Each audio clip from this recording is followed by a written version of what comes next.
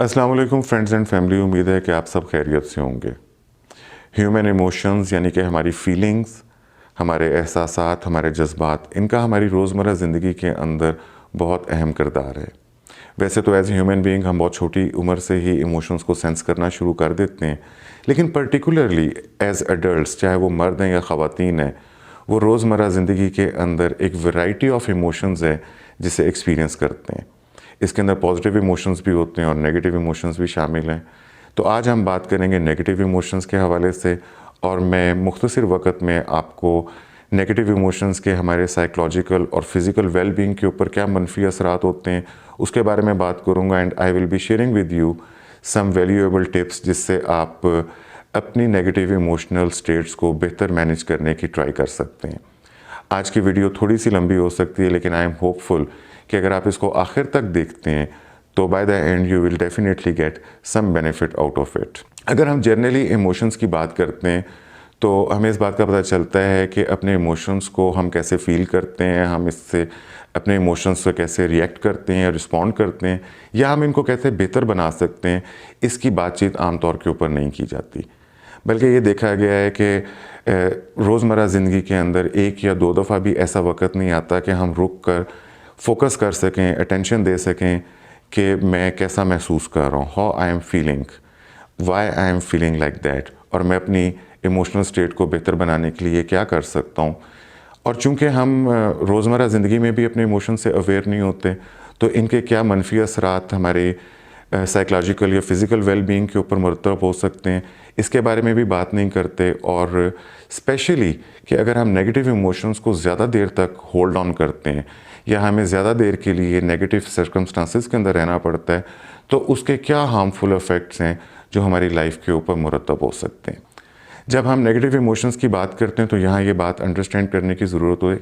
कि negative emotions itself बुरे नहीं होते, बल्कि हम उन नेगेटिव इमोशंस को प्रोसेस कैसे करते हैं, हम उनके साथ रिएक्ट कैसे करते हैं, that is what that really counts. बहुत सारे नेगेटिव इमोशंस ऐसे होते हैं जो अगर उनको अच्छे से इस्तेमाल किया जाए तो हमारे लिए फ़ायदेमंद भी साबित हो सकते हैं। तहकीक ये कहती है कि सैडनेस जो है वो हमें इनकरेज करती है कि हम चीज़ों की डिटेल्स को ज़्यादा गौर से देखें। एंगर यानी कि गुस्सा एक नेगेटिव इमोशन है, लेकिन ये एक बहुत स्ट्रॉन्ग मोटिवेटर भी है। मिलिट्री लाइफ के अंदर, मिलिट्री ट्रेनिंग के अंदर देखा गया है कि फियर को कम करने के लिए एंगर को एक्साइट किया जाता है कि आप अगर गुस्से के अंदर आएंगे, आप से एक प्रॉब्लम हल नहीं हो रहा, आप एक किसी चीज़ से डर रहे हैं, आप वो काम नहीं कर पा रहे, आप वो टफ एक्सरसाइज नहीं कर पा रहे, तो जो स्टाफ है वो ट्रेनिंग के अंदर गुस्सा इग्नाइट करने की कोशिश करता है, उसको गैरत दिलवाने की कोशिश करता है। कभी वो उसको ये बताने की कोशिश करता है कि देखो बाकी लोग कैसे तुम्हारे ऊपर हंसेंगे, तुम्हारी इज्जत नहीं होगी, what ever he uses the method, लेकिन वो उसके अंदर, उस ट्रेनिंग के अंदर, कैडेट के अंदर एक गुस्सा डेवलप करने की कोशिश करता है ताकि वो उसके अंदर एनर्जी पैदा हो जाए, मोटिवेशन पैदा हो जाए और वो ऐसा काम कर ले जो उससे नॉर्मल हालत में नहीं किया जा रहा। तो ये एक एंगर का पॉजिटिव फ़ायदा है कि एंगर जो है वो एक स्ट्रॉन्ग मोटिवेटर भी है। इसी तरह एंग्जाइटी कहने को तो एक नेगेटिव इमोशन है, लेकिन जब आपके अंदर एंग्जाइटी डेवलप होती है तो ये इनकरेज करती है कि आप अपने चैलेंजेस के लिए, अपने प्रॉब्लम्स के नए सॉल्यूशंस देखें, कोई क्रिएटिव सॉल्यूशन जो है, नए रास्ते ईजाद करें। इसी तरह गिल्ट जो है वो इंसान को इनकरेज करता है कि वो अपने नेगेटिव बिहेवियर्स जो हैं उनको चेंज कर ले। हसद यानी कि जेलसी, ये आपको मोटिवेट करती है टू वर्क हार्डर, कि जिस चीज़ के लिए आप हसद महसूस कर रहे हैं आप उस चीज़ के लिए ज़्यादा मेहनत करें। तो these are some of the benefits जो कि नेगेटिव इमोशंस के हैं। लेकिन अगर आप ज़्यादा देर नेगेटिव इमोशंस के अंदर गिरफ्तार रहते हैं या आपके सर्कमस्टांसेस इस किस्म के हैं कि आपको नेगेटिव इमोशंस आपके अंदर इंड्यूस किए जा रहे हैं, तो उसका एक नुकसान ये होता है कि ज़्यादा देर नेगेटिव इमोशंस में रहने की वजह से आप उसके ट्रैप के अंदर फंस जाते हैं, जो कि एक डाउनवर्ड स्पाइरल होता है, जो आपके इमोशंस को और नेगेटिव करता जाता है, आपके सर्कमस्टांसेस को, आपके बिहेवियर्स को, आपके रिस्पॉन्सेस को और नेगेटिव और बिटर कर देता है। और इसमें नेगेटिव इमोशंस के स्पाइरल में ट्रैप होने का एक और नुकसान ये होता है कि ये इंसान के अंदर एक ऐसी टेंडेंसी पैदा कर देता है कि इंसान नेगेटिव एक्सपीरियंसेस को और दूसरों के नेगेटिव बिहेवियर्स को और सिचुएशंस या सर्कमस्टांसिस के जो मनफी पहलू हैं उनको वो ज़्यादा फोकस करना शुरू कर देता है, उनके ऊपर वो ज़्यादा देर तक सोचता है और अपने नेगेटिव एक्सपीरियंसेस को या अपनी तकलीफ़ दे यादों को या अपने वाक़यात को वो अपने माइंड के अंदर ज़्यादा रिप्ले करता है। तो नेगेटिव इमोशंस में ज़्यादा देर रहने से ये प्रॉब्लम भी जो है वो डेवलप हो जाती है और इसके डेफिनेटली फिर दूर रस नेगेटिव असरात डेवलप होते हैं। जब इंसान ज़्यादा देर स्ट्रेस के अंदर रहता है या नेगेटिव इमोशंस के अंदर रहता है तो बॉडी के अंदर एक स्ट्रेस हार्मोन जो है वो पैदा होना शुरू हो जाता है, कार्टिसोल, जो कि आपकी सोचने समझने की सलाहियत को भी कम करता है, आपके प्रॉब्लम सॉल्विंग के स्किल्स को भी ख़राब करता है। ओवरऑल आपकी बॉडी का जो डिफेंस सिस्टम है, आपका इम्यून सिस्टम है, उसको भी वीक करता है, जिसकी वजह से इंसान और बहुत सारी बीमारियों के सामने कमज़ोर हो जाता है और वल्नरेबल हो जाता है। तहकीक ये कहती है कि ज़्यादा देर स्ट्रेस में रहने की वजह से ओवरऑल लाइफ का स्पैन जो है वो भी कम हो जाता है। एंगर गुस्सा एक ऐसा नेगेटिव इमोशन है कि इसके सबसे ज़्यादा नेगेटिव इफ़ेक्ट्स जो हैं वो ह्यूमन बॉडी के ऊपर रिसर्च हुए हैं कि आपकी वेलबींग जो है वो कैसे से मुतासिर होती है। गुस्सा आपके अंदर ब्लड प्रेशर को ज़्यादा कर देता है, कार्डियोवैस्कुलर डिजीज़ को ज़्यादा करता है, आपके अंदर डाइजेस्टिव डिसऑर्डर जो हैं वो ज़्यादा हो जाते हैं और उसके अलावा जैसे मैंने बताया कि आपके अंदर कार्टिसोल जो है वो ज़्यादा पैदा होती है, जिससे ओवरऑल इम्यूनिटी कम हो जाती है। गुस्सा स्ट्रेस पैदा करता है और तहकीक ये कहती है कि तमाम बीमारियों की जो जड़ है वो स्ट्रेस है। जो मज़ीद तहकीक हुई है उसके अंदर जिन लोगों के अंदर गुस्सा ज़्यादा होता है उनका कैंसर्स के साथ जो है वो ताल्लुक़ भी काफ़ी स्ट्रॉन्ग साबित होता है। तो ये तो था कि हमारे नेगेटिव इमोशंस हमारी लाइफ के ऊपर कैसे अफेक्ट करते हैं। Now we come to that final tips कि हम अपने इमोशंस को एक्चुअली बेटर कैसे बना सकते हैं। और ये जो टिप्स मैं आपके साथ शेयर कर रहा हूँ these are actually backed by science and research. तो अगर मुझे बहुत यकीन है कि अगर आप इसको अपनी लाइफ के अंदर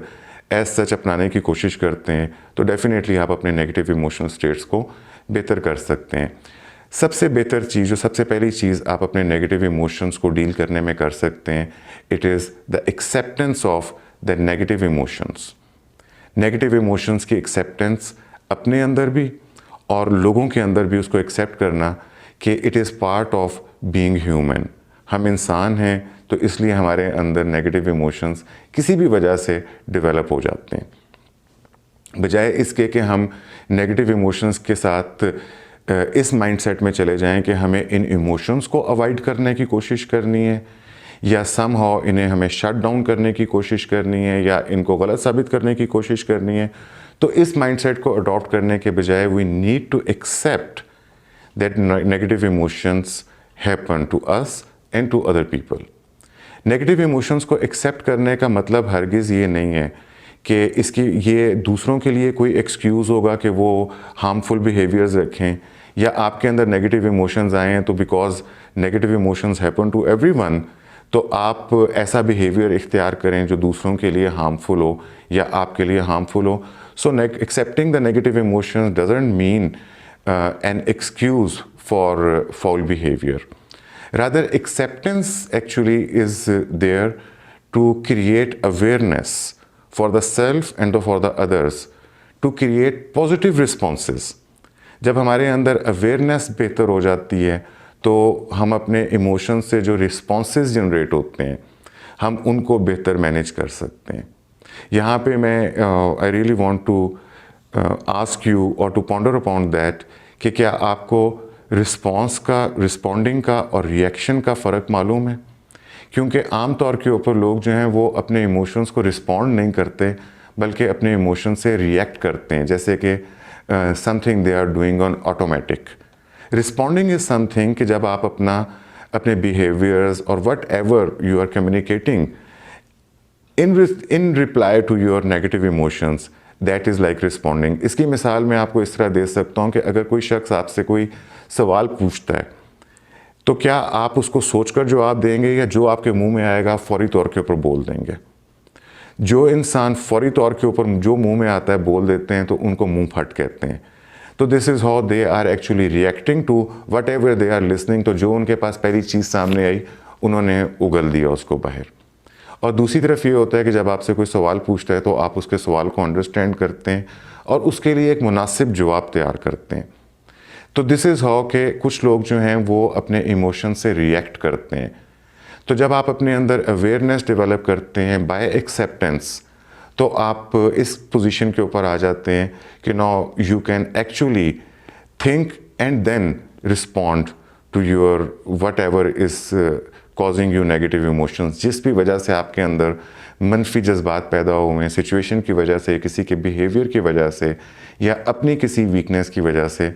तो आप फ़ौरन रिएक्शन नहीं देते, बल्कि आप पॉजिटिव वेज ढूंढते हैं कि आप उनको कैसे रिस्पॉन्ड कर सकते हैं। Now when you learn to accept negative behavior in people and negative emotion in people and negative emotion in you, then there comes a technique जिसे आप यूज़ कर सकते हैं और आप अपने इमोशंस को बेहतर मैनेज कर सकते हैं। और इस टेक्निक को या इस टिप को रीफ्रेमिंग ऑफ द सिचुएशन कहा जा सकता है। Now what is reframing of the situation is, it is a simple reframing or reviewing the situation whatever the negative cause was, जिसकी वजह से आपके अंदर negative emotions develop हुए। आप उन लोगों के behaviors या उन situations को दोबारा review करते हैं with a different perspective।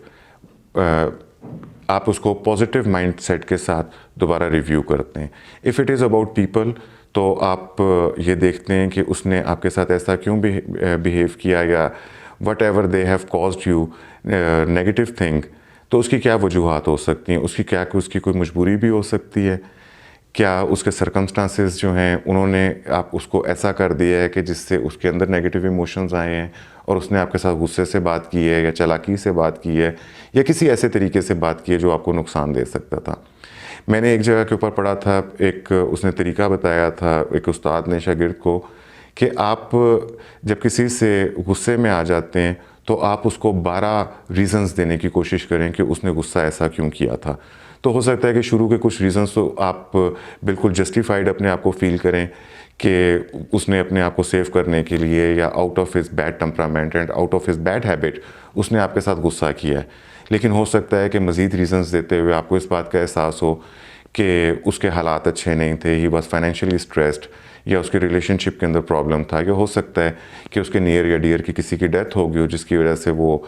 Irritated feel कर रहा हो और शॉर्ट ऑफ टेम्पर हुआ हो, तो उसने आपके साथ गुस्सा किया। तो हो सकता है कि आप उसी शख्स के साथ जिससे आप पहले नेगेटिव महसूस कर रहे थे तो आप ज़्यादा सिंपैथेटिक महसूस करने लगें, बल्कि शायद आप उसकी हेल्प करने के लिए भी आमादा हो जाएं। इसी तरह जब आप सिचुएशंस को रीफ्रेम करते हैं तो अपेरेंटली तो नेगेटिव सिचुएशन होती हैं, लेकिन आप इंटेंशनली कोशिश करते हैं कि आप उसमें से कोई पॉजिटिव आउटकम ढूंढ लें।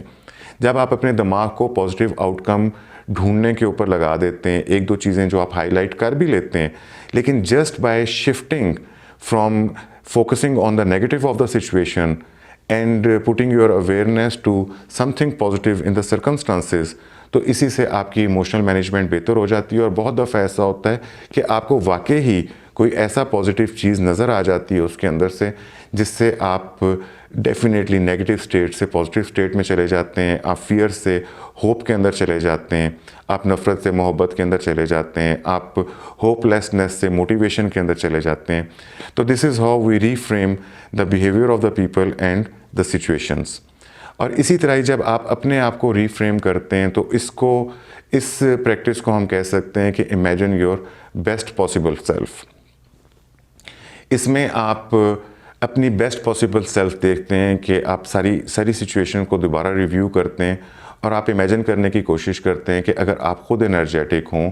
तो आप कैसा बिहेव करेंगे। दोबारा भी अगर ऐसी सिचुएशन आ जाती है, कोई आपके साथ गुस्से से बात करता है या आप किसी प्रॉब्लम के अंदर या चैलेंज में गिरफ्तार हो जाते हैं जिसकी वजह से आपके अंदर नेगेटिव सिचुएशंस पैदा हो रही हैं, तो while reframing your own self and imagining the best possible self, तो आप पूरा रिव्यू करते हैं कि आपके बिहेवियर्स जो हैं स्ट्रेंथन्ड एम्पावर्ड बिहेवियर्स जो हैं वो कैसे होंगे। आप इस सिचुएशंस के अंदर जैसे आपने जवाब दिया या जैसा आपने रिएक्शन दिया, अगर आपने को इससे ज़्यादा बेहतर पॉजिटिव रिएक्शन देना होता तो आप अपने आप को इमेजिन करते हैं, आप अपने आप को देखते हैं कि नेक्स्ट टाइम अगर ऐसा होगा तो मैं इस किस्म का बिहेवियर दे सकता हूँ।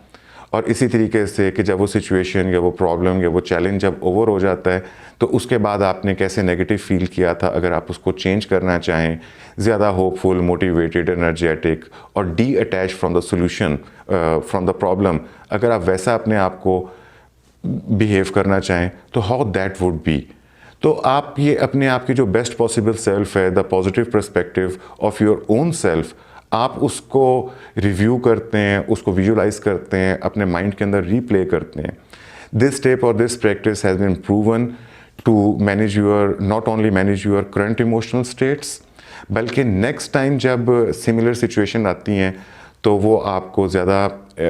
एम्पावर्ड बिहेवियर्स होते हैं, आपके रिएक्शंस नहीं होते बल्कि well settled, well thought of responses होते हैं, जिसकी वजह से आप सिचुएशन को ज़्यादा बेटर हैंडल कर सकते हैं। अभी ये जो हम बात कर रहे हैं कि इसके लिए कि आप अपने अवेयरनेस को बेहतर कर लें, आप अपने रीफ्रेमिंग की हैबिट को डेवलप कर लें, इसके लिए भी ज़रूरी है कि आपके दिमाग के अंदर कुछ ना कुछ सुकून जो है वो ज़रूर होना चाहिए। रोज़मर्रा की तेज़ रफ्तार ज़िंदगी के अंदर, क्योटिक वर्ल्ड के अंदर और ड्रामेटिकली चेंजिंग इमोशनल स्टेट्स के अंदर हमें वो हेड स्पेस नहीं मिलती, वो हमें सुकून नहीं मिलता जिसके अंदर हम अपने बिहेवियर्स का जायज़ा ले सकें और उनको मैनेज करने की कोशिश कर सकें। तो अपने जहन के अंदर वो सुकून पैदा करने के लिए, वो हेड स्पेस पैदा करने के लिए, वो पीसफुल एनवायरनमेंट पैदा करने के लिए आई सजेस्ट कि जो आप और रीफ्रेमिंग के अलावा जो आप प्रैक्टिस कर सकते हैं, दैट इज़ माइंडफुलनेस। माइंडफुलनेस क्या चीज़ है, इसका मुझे कोई उर्दू के अंदर बहुत कोई मुतबादिल अच्छा लफ्ज़ समझ में नहीं आता, लेकिन इसको मैं ऐसे कह सकता हूँ कि माइंडफुलनेस एक ऐसी प्रैक्टिस है जिसके अंदर आप अपने करंट सर्कमस्टांसेस को, आप अपने प्रेजेंट मोमेंट को टोटली एक्सेप्ट कर लेते हैं without judgements, without giving negative और पॉजिटिव थॉट्स टू दैट। आप गूगल के ऊपर सर्च कर सकते हैं कि माइंडफुलनेस को कैसे प्रैक्टिस किया जा सकता है, और इसकी बहुत सारी ऐप्स भी हैं जिन्हें आप डाउनलोड कर सकते हैं। माइंडफुलनेस के अलावा जो प्रैक्टिस आप कर सकते हैं, that is practising the gratitude, यानी कि शुक्रगुजारी की प्रैक्टिस कर सकते हैं। ग्रेटिट्यूड के बारे में हमने पहले भी बात की है और डेफिनेटली एक बहुत पॉजिटिव और इनकरेजिंग इमोशन है।